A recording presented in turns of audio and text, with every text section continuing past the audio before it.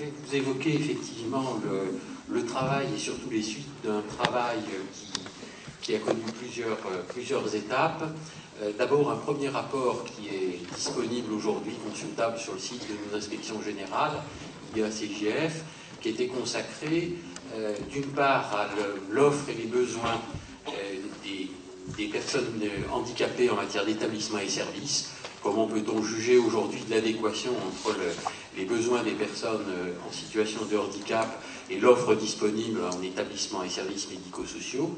Et puis d'autre part, le mode d'allocation de ressources à ces mêmes établissements et services. Donc ce premier rapport a été remis au mois de juin 2012, et donc vous l'avez vu, vous pouvez le voir puisqu'il est public, et ça a été prolongé ensuite par un deuxième travail que je vais vous évoquer maintenant, qui lui était dans le cadre de ce qu'il est convenu d'appeler donc la modernisation de l'action publique, donc les chantiers de réforme engagés par l'actuel gouvernement pour améliorer l'efficience de la dépense publique et des politiques publiques,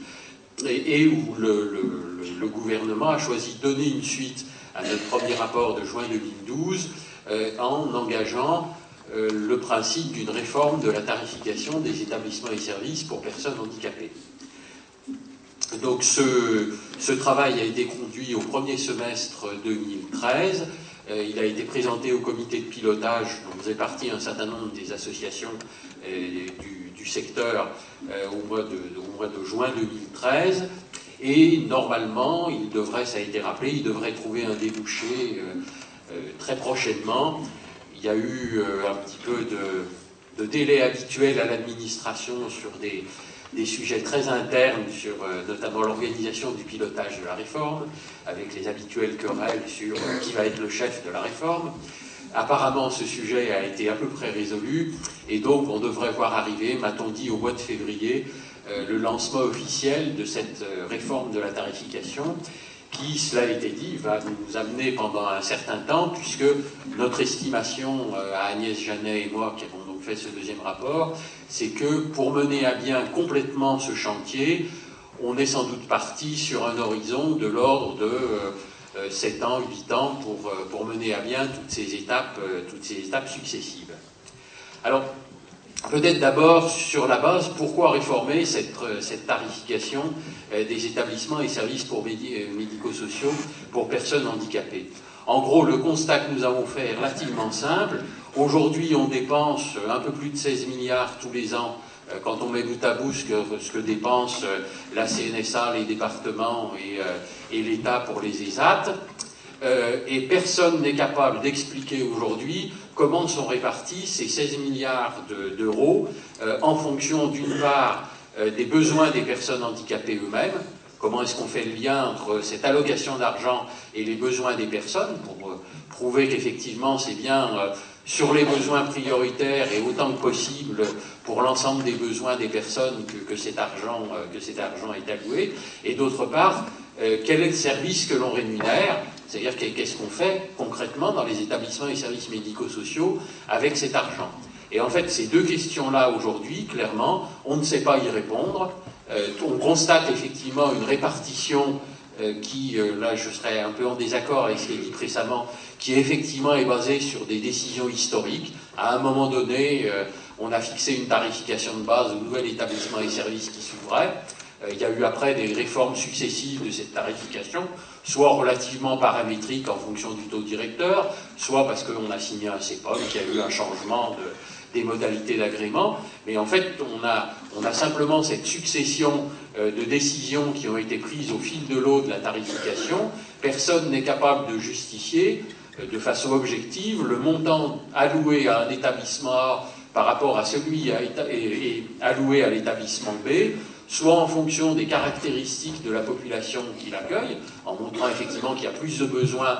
dans un établissement que dans l'autre, et donc c'est logique qu'il y ait plus de moyens, soit parce que le service est organisé différemment. Là, on revient sur le fait qu'on est... voilà, tout ça est organisé à partir d'initiatives associatives, de projets associatifs et de projets d'établissement, et qu'on peut comprendre effectivement que, en fonction des projets d'établissement, pour autant qu'ils ont été approuvés par l'administration, ça puisse se traduire effectivement, parce qu'on a accepté une organisation différente du service, que ça se traduise aussi par des moyens différents en fonction du service offert par les uns et par les autres. Mais ces deux objets-là, que ce soit une vision objective des besoins des personnes accompagnées, ou que ce soit une description objective du service rendu par les établissements et services, ça n'existe pas aujourd'hui. Et même les quelques tentatives, ça vient d'être appelé sur les indicateurs médico-socio-économiques, pour des raisons pas très honorables de manque, disons, peut-être un peu de moyens, mais surtout, je pense, de réflexion systémique du côté de l'administration centrale. Ce qui était une bonne idée en 2003 s'est perdu effectivement dans les sables en 2009 et n'existe plus depuis. Donc on n'a même pas cet outil-là en matière de comparaison du service rendu. Alors, je m'arrête là sur le constat pour vous expliquer un petit peu comment nous voyons les chantiers de cette réforme de la tarification, puisque c'est donc l'objet qui devrait démarrer prochainement. Alors, nous avons décrit 7 chantiers pour mener à bien cette réforme, dont 3 fondateurs qui devrait marquer la première étape de cette réforme de la tarification. Et heureusement, première étape où, à notre avis, si on s'organise bien, on devrait être en mesure d'en voir les produits à l'horizon, disons, à peu près de 3 ans. Donc, il y a 7 ans, 8 ans, ça paraît évidemment extrêmement loin. Il y a des choses importantes, systématiques qu'on peut faire dans le cadre des procédures actuelles d'allocation de ressources du décret de 2003, qui permettront déjà d'améliorer très substantiellement la qualité du dialogue entre les gestionnaires et les tarificateurs, et donc la pertinence de la répartition de la ressource disponible. Alors, ces 3 chantiers, vous en trouverez le détail dans le PowerPoint là, qui a dû être mis dans votre dossier. Donc le premier rejoint ce que je disais tout à l'heure, c'est qu'il nous faut disposer d'un outil qui nous permette de décrire de façon organisée les besoins des personnes handicapées à partir des limitations d'activité qu'elles rencontrent. Bien évidemment pas en fonction du type de handicap, parce qu'on sait bien que des types de handicap différents peuvent se traduire par les mêmes limitations d'activité. Et ce qui est fondamental, ce qui a été dit d'ailleurs dans la loi de 2002, c'est qu'on cherche bien à compenser les limitations d'activité que rencontrent les personnes en situation de handicap, quel que soit le type de handicap ou l'événement qui a provoqué le handicap dont souffre la personne concernée. Donc il faut un outil de mesure effectivement des limitations d'activité que rencontrent les personnes handicapées. C'est un outil qui est possible à réaliser, qui n'est pas le plus simple parce que effectivement les situations de handicap sont très diverses. Il ne faut non plus pas avoir un outil qui soit tellement sophistiqué qu'il en devient inutilisable dans la vie concrète. Donc il y a un équilibre pratique à trouver pour cet outil, mais il y a eu des tentatives qui montrent que c'est possible. Une tentative aboutie que nous avons décrite dans le rapport de juin 2012, c'est ce que font nos collègues belges dans la région de Bruxelles-Capitale, qui ont mis en place il y a maintenant 7 ans un outil de ce genre-là, et dont qu'ils utilisent effectivement pour l'allocation de ressources aux établissements et services de la région de Bruxelles-Capitale. Voilà, donc si les Belges ont su faire, il n'y a pas de raison qu'ils ne sachions pas faire. Et puis il y a eu une tentative franco-française, si je puis dire, dans la région des Pays de la Loire, qui était un projet qui s'appelle Évasion, qui avait été initié par la DGAS de l'époque, qui était parti du même constat. Il y avait, je ne sais pas exactement qui avait eu cette illumination au sein de la DGAS de l'époque, mais effectivement en partant de ce même constat de besoin d'un outil qui permette de comparer les situations réelles des personnes handicapées, avait demandé au CREAI des Pays de la Loire de faire un bilan des outils partiels existants déjà aujourd'hui, et de voir s'ils étaient suffisants par eux-mêmes, sinon de concevoir un outil synthétique et de tester la fiabilité et l'utilisation de cet outil synthétique dans les établissements et services, du moins un échantillon des établissements et services de la région Pays de la Loire. Ce qui a été fait effectivement entre 1997 et 2007, Ça a été testé dans plus de 150 établissements et services. Et là aussi, malheureusement, c'est un peu comme les indicateurs médico-socio-économiques. Pour des raisons très contingentes, on nous a dit que c'était parce que la personne qui suivait le projet avait quitté la DGAS et le projet a disparu apparemment avec cette personne. Voilà, donc et ça n'a pas connu de suite, ou du moins de suite nationale, même si ici ou là, il y a des établissements et services de la région des Pays de la Loire qui continuent à l'utiliser pour leur propre compréhension de la situation des populations qu'ils accompagnent. Mais enfin, c'est un travail disponible et à quelques problèmes d'actualisation près qui peut être pris. Donc ça, c'est la première base, c'est disposer, en gros, pour faire une assimilation avec le secteur des personnes âgées, d'avoir un GMPS personnes handicapées. Voilà, donc évidemment différent parce que c'est pas les mêmes situations, mais qui part un petit peu de la même conception de mesures objectives des limitations d'activité et des besoins de santé des besoins de santé des personnes en situation de handicap. Le deuxième outil, je l'ai évoqué aussi, c'est d'avoir une description organisée du service rendu par les établissements et services. C'est-à-dire qu'au-delà de la littérature du projet d'établissement, que l'on ait un outil descriptif qui aille plus loin évidemment que la simple catégorie d'agrément et qui décrive effectivement les moyens mis en œuvre à partir du projet d'établissement pour répondre aux besoins des personnes qui sont accueillies. Alors là aussi, il nous semble que c'est un travail qui est réalisable, et d'ailleurs un certain nombre des établissements, je pense que certains des gestionnaires ici s'y reconnaîtront, du fait des CEPOM, parce qu'ils avaient un CEPOM qui couvrait un ensemble important et hétérogène d'établissements et services, ont éprouvé le besoin de créer pour leurs propres besoins internes ce genre d'instrument, parce qu'avec le CEPOM, ils avaient eux-mêmes la possibilité de réallouer des moyens entre les différentes structures couvertes par le CEPOM, et pour justifier et comprendre quelles étaient leurs marges de manœuvre, ils ont eu besoin effectivement d'avoir une description organisée des services rendus à l'intérieur de leur propre périmètre. Et on a rencontré un certain nombre d'expériences intéressantes de gestionnaires qui ont développé pour leurs besoins propres ce type d'outil. Donc ça, c'est le deuxième chantier indispensable. Et le troisième, c'est pour les besoins de santé des personnes handicapées. Parce que le système actuel, et qui est sans doute intrinsèquement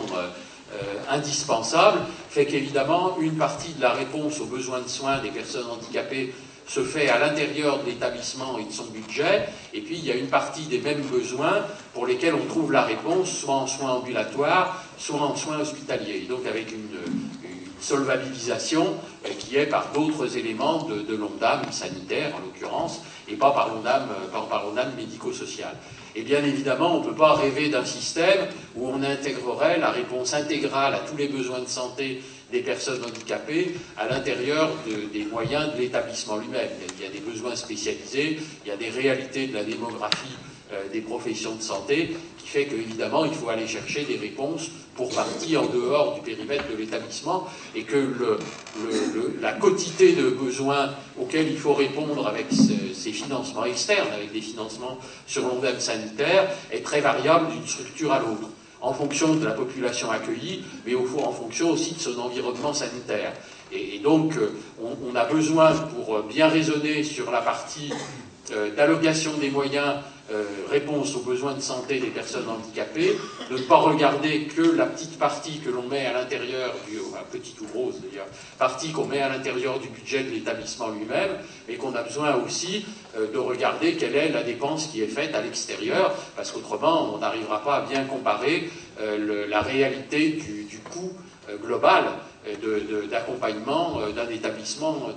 à l'autre. Il y a eu une étude, ça aussi, si vous en avez la curiosité, qui peut se retrouver, qui a été faite notamment par l'échelon médical, l'échelon régional de l'assurance maladie de Languedoc-Roussillon, qui a comparé la dépense médicale globale dans les établissements et services pour personnes adultes dans sa région, et effectivement qui a montré par exemple que pour les femmes, il y avait un recours aux soins externes, à ceux qui sont dans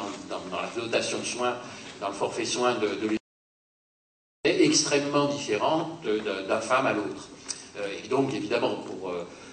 il fallait avoir la vision globale de l'ensemble pour y comprendre. Voilà, donc ça, c'est les 3 chantiers fondateurs, à notre avis. Un outil qui permet de décrire les limitations d'activité que rencontrent les personnes pour pouvoir comparer justement la réalité, effectivement, des différences de population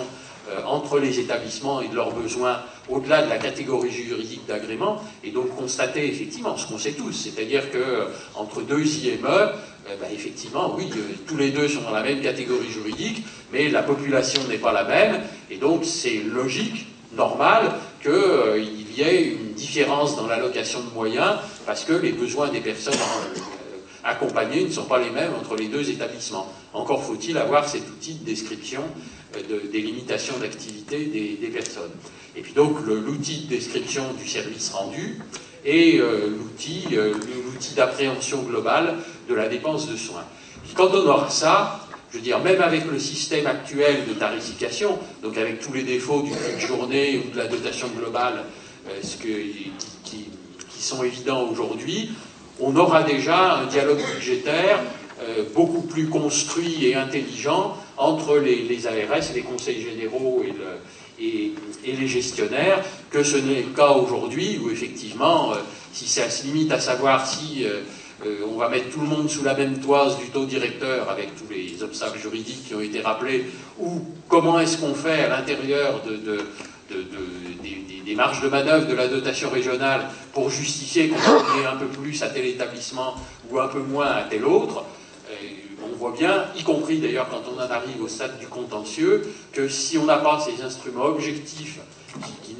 doivent nourrir le dialogue autour de l'allocation budgétaire, effectivement, c'est frustrant pour tout le monde, c'est du travail bureaucratique, des fois dont les tarificateurs eux-mêmes sont les premiers à être convaincus qu'ils ne font pas un travail très intelligent, et dans les mauvais cas, ça se termine effectivement par un contentieux juridique avec tous les aléas de ce qui a été rappelé, c'est-à-dire que le juge se base sur le texte et on finit par oublier le fondement de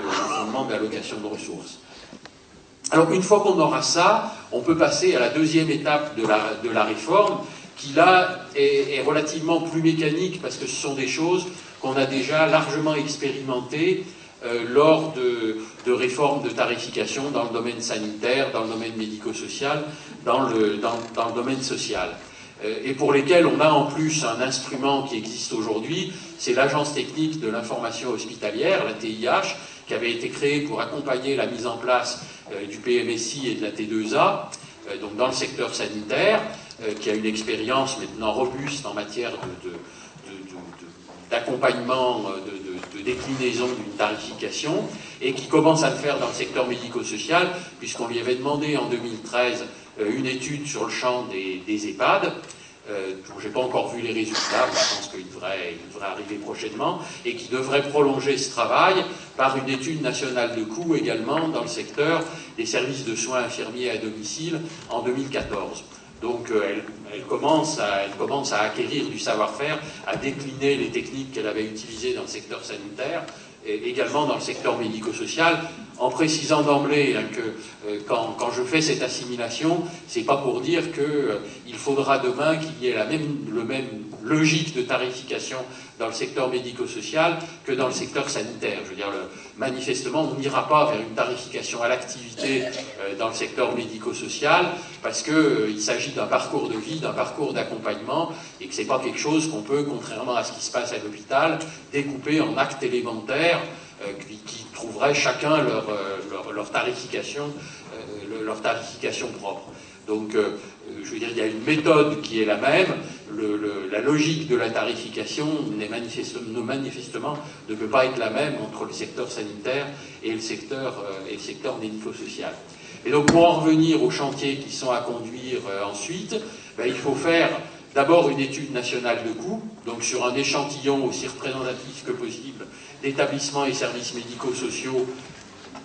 leur faire remonter des données de comptabilité analytique selon un cadre commun et qui soit effectivement éclairé par les outils qu'on aura constitués antérieurement sur les besoins, les caractéristiques du public, le service rendu et le périmètre global de la dépense de soins. Donc ce sera normalement de l'étude nationale de coûts intelligente, c'est pas simplement du compte administratif, c'est vraiment de la comptabilité analytique avec les éléments de contexte qui permettent non seulement de décrire les différences de coûts, mais d'avoir des éléments de compréhension de la justification ou de la non-justification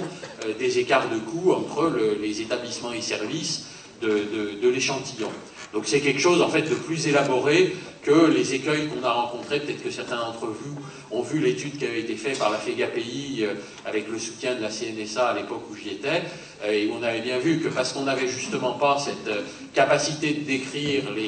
les besoins des personnes, on s'était rabattu sur les typologies de handicap et ça ne menait pas très loin. Donc l'étude nationale de coûts doit être alimentée par les premiers instruments. Et puis après cette étude nationale de coûts, on peut raisonner intelligemment sur qu'est-ce qu'on veut comme nouveau système de tarification et notamment quels sont les prérequis qualitatifs que l'on attend d'un nouveau système d'allocation de ressources. Et par exemple, de dire, ce qui paraît assez évident aujourd'hui, il faudrait un système de tarification qui facilite les parcours des personnes, y compris quand elles cheminent entre diverses institutions et services médico-sociaux. Et on sait bien aujourd'hui les obstacles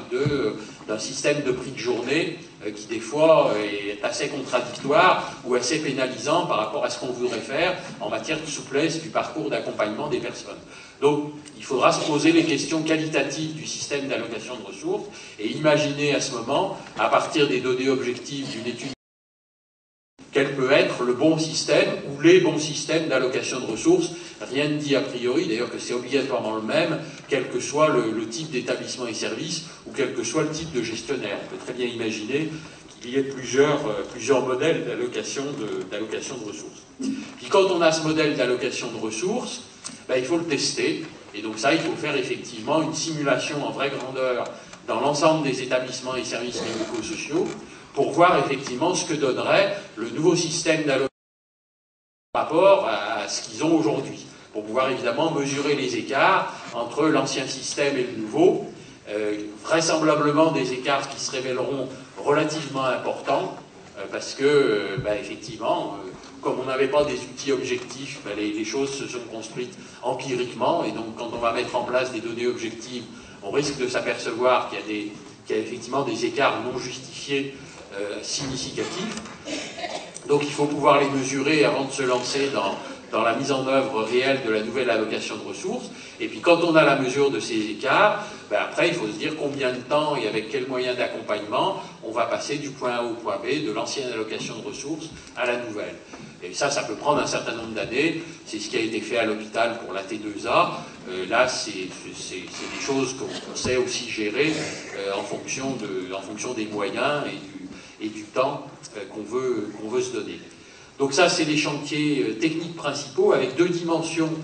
qu'on a rajoutées aussi qui nous paraissent absolument indispensables et qu'il faut embarquer d'emblée dans ce sujet de réforme de la tarification. C'est d'abord les problématiques de système d'information.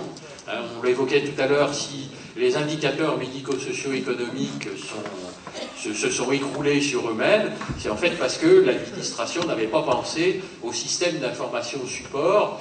dont on avait besoin pour les faire vivre. Et que faire remonter au niveau national je ne sais plus combien de milliers de tableaux Excel en espérant que avec des qualités de données hétérogènes et des tableaux Excel, on allait arriver à les exploiter et à en sortir des données nationales, fiables et pérennes. Bon, effectivement, ça n'a pas duré très longtemps et ça s'est écroulé. Donc il faut penser d'emblée le système d'information qui permettra d'être le substrat de ce nouveau système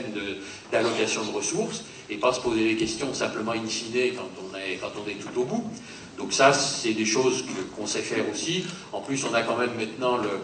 l'acquis du système API qu'on avait mis en route à la CNSA quand j'y étais, donc qui déjà permet aujourd'hui aux ARS de mieux gérer elles-mêmes la répartition de leur enveloppe avec une plus grande fiabilité, qui commence à être un outil depuis la campagne budgétaire de cette année avec des possibilités d'échange de données entre les établissements et les tarificateurs. Donc voilà, on voit que ça commence à rentrer dans les mœurs et qu'on peut se baser là-dessus pour le faire, mais il faut y penser dès le début. Et puis le deuxième chantier horizontal qu'il faut absolument avoir en tête, c'est le chantier de la formation, parce qu'on voit bien qu'il va y avoir beaucoup de monde concerné par ce nouveau modèle d'allocation de ressources, pas simplement les tarificateurs des ARS et des conseils généraux, les gestionnaires des établissements et services, mais aussi les personnels éducatifs des établissements et services médico-sociaux. C'est un peu le même problème que dans les EHPAD. Quand il faut faire la coupe agir ou la coupe pathos, ben effectivement, c'est l'infirmière, c'est le médecin coordonnateur qui, parce que ça correspond à sa technicité, qui doit faire ce travail. Ce sera la même chose dans l'établissement et services pour personnes handicapées. C'est d'ailleurs ce que constatent nos collègues belges aujourd'hui. C'est que utiliser un outil objectif de description des limitations d'activité du public que l'on accompagne, ben effectivement, ça demande une formation et une formation récurrente d'ailleurs des personnels à l'intérieur même des établissements pour que les grilles soient bien utilisées, soient utilisées de façon homogène et qu'elles permettent un dialogue de qualité avec les tarificateurs. Voilà donc théoriquement ce qui devrait nous attendre surtout, parce que pour ce qui concerne les inspections générales, nous avons terminé notre travail avec la remise de ces rapports et l'accompagnement de la première phase que je viens de vous exposer. Et donc, normalement, d'après les échos que j'en ai eus du côté des cabinets actuels, enfin du cabinet de la ministre déléguée aux personnes handicapées, il devrait y avoir prochainement la réunion d'un comité de pilotage de cette réforme, avec évidemment, comme dans les phases précédentes, représentation des associations d'usagers et de gestionnaires, pour lancer officiellement ce chantier et accompagner dans la durée la mise en œuvre de ce chantier. Voilà.